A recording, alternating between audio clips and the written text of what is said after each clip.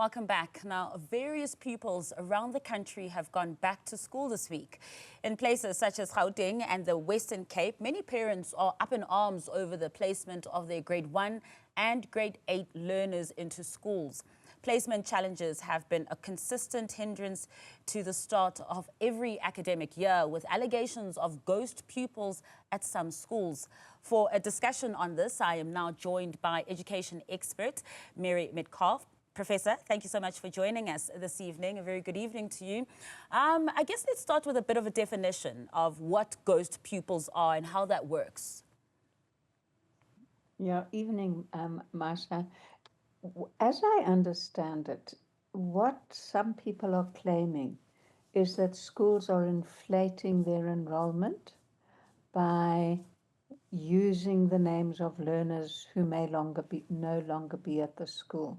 And the claims that are being made are suggesting that those names are being kept on the register in order to reduce the pressure for further admission.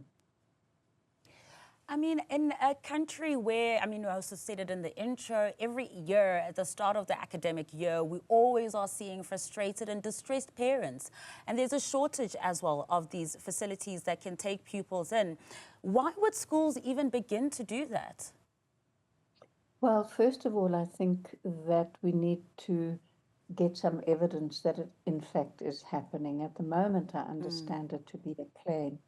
What makes me think that it's unlikely, or at least not widespread, is, schools are not islands far away from the provincial head of department. All schools report to a circuit manager in the first instance. And across the country, the average is about one circuit manager to 30 schools. In Gauteng, there's even a lower ratio because they have a slightly different organization. An IDSO is responsible for about 15 schools. So circuit managers know their schools. The second thing is that across the country, in the first 2 weeks, usually after about 10 days, all circuit managers visit schools to check everything's on track. It's a time of huge pressure for circuit managers. So the jury's out until there's evidence that this is a crisis or widespread. Now, your second question, well, your real question, I just took a liberty of explaining that, is why is there pressure on school places? Now, the reason that we're seeing so much attention on shortage of places in schools is that it's related to population changes. In provinces such as Gauteng, Western Cape in particular, but probably in all major urban centers, we have an inflow into the cities, inflow into the provinces. Sometimes that's unpredictable. You have an informal settlement springing up, and then departments have to be able to respond very quickly. And that's been happening for years. What we're seeing increasingly is that there's a densification of population. And so the schools that were there to serve that particular population are now expected to accommodate more learners. Parts of Johannesburg and Gauteng, for example, there's areas where there's been an increase in formal housing, but not necessarily an increase in schools. So that puts enormous pressure on families, and that's why we see the department working so hard to find places for all learners. The other thing about this rapid densification and urbanization is that actually to access the land in itself is often a challenge. And where there's a high premium on land, the cost of the land is almost prohibitive in terms of procuring the land in order to build. That is why if you look at the media coverage, it tends to be largely, as I've seen it, Gauteng and Western Cape, Cape Town, Joburg, Pretoria. That space between Joburg and Pretoria, which is just filling up in ways that I almost can't believe when I travel north of Joburg and south of Joburg. And I want to address two things here from what you've mentioned, Prof. You mentioned, also providing evidence to these claims as well, which is very important. But the role of the circuit manager, because the circuit manager obviously is in touch, is almost like the middleman between the school and the department. So if there was something like this going on, then the circuit manager would ideally have told the departments of basic education in the affected provinces, Gauteng and the Western Cape, as we're told. And then those departments would then, in turn, I guess, investigate those schools. I'm assuming that's how it would work, right? More or less. The circuit manager is, in fact, the department official at provincial level to whom the schools report in terms of management. So it would be the circuit manager who would be responsible for solving the problem. He would perhaps, or she would perhaps report up the line to say, look, there's a problem here. But we also need to understand that that's where the problems are solved, as close to the ground as possible. It's circuit manager, sometimes a CES above, sometimes then a district director before it gets to provincial level.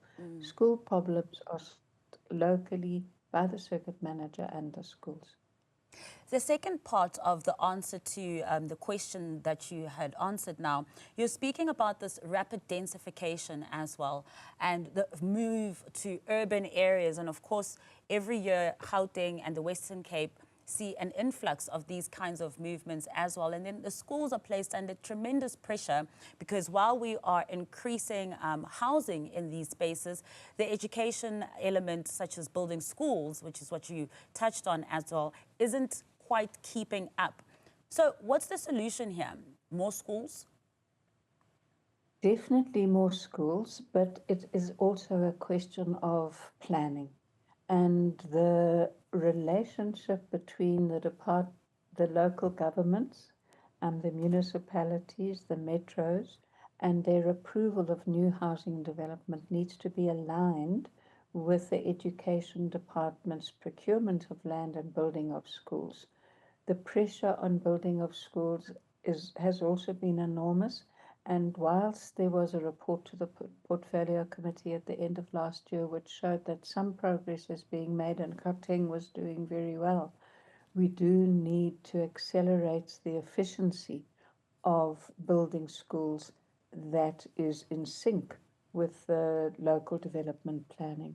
With unplanned settlements, it's always more of a challenge, and that's when we see container schools and rapid response mechanisms, which several provinces have really got down to a good rapid response mechanism.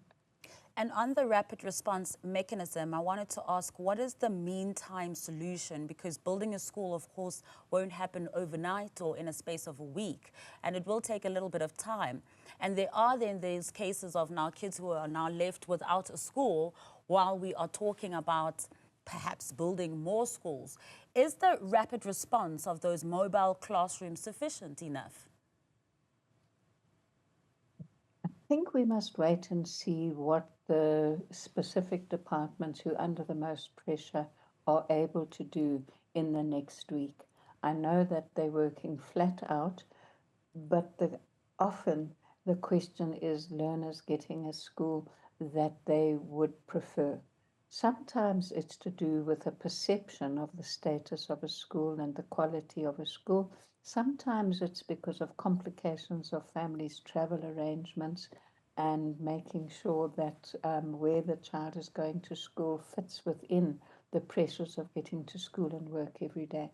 So there's different reasons for the dissatisfaction, and every year this pressure means that it's top of mind in the media.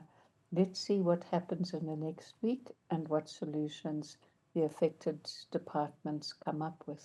Yeah, and Prof, just lastly, throughout the week and the day as well, we've had our reporters on the ground speaking to very frustrated parents who are outside departments to try and get this in order and sorted. And many of them have said that, look, we went through this online system. We did everything we could in due course. We didn't wait till the last minute. We did everything we could, and we still ended up with schools that are very, very, very far away, which will obviously also add another cost for that family to get that child to travel a very long distance to get to that one school. Yeah, the cost factor, I know from talking to families how stressful it is to plan when the transport arrangements are complex and it hits the purse. So the pressure in overcrowded areas where there has been an intense influx of new people, formal or informal, will mean that if the department cannot find a place for a learner, the learners may need to travel unless they add additional, as you've said, well, I think as you've suggested, prefabs in existing schools. That also takes planning. You then have to make sure that you've got the teachers, and it's a very, very busy time. I think that the question of the online system, I was skeptical, I must admit, 5 years ago or so, because of people's access to internet. But I do think that it's better to have a centralized system than parents running from school to school to school.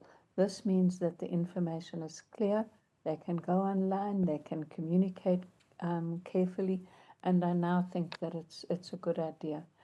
It does frustrate parents because they're not getting an answer from a principal. They sometimes feel they want to talk to the principal to explain their case.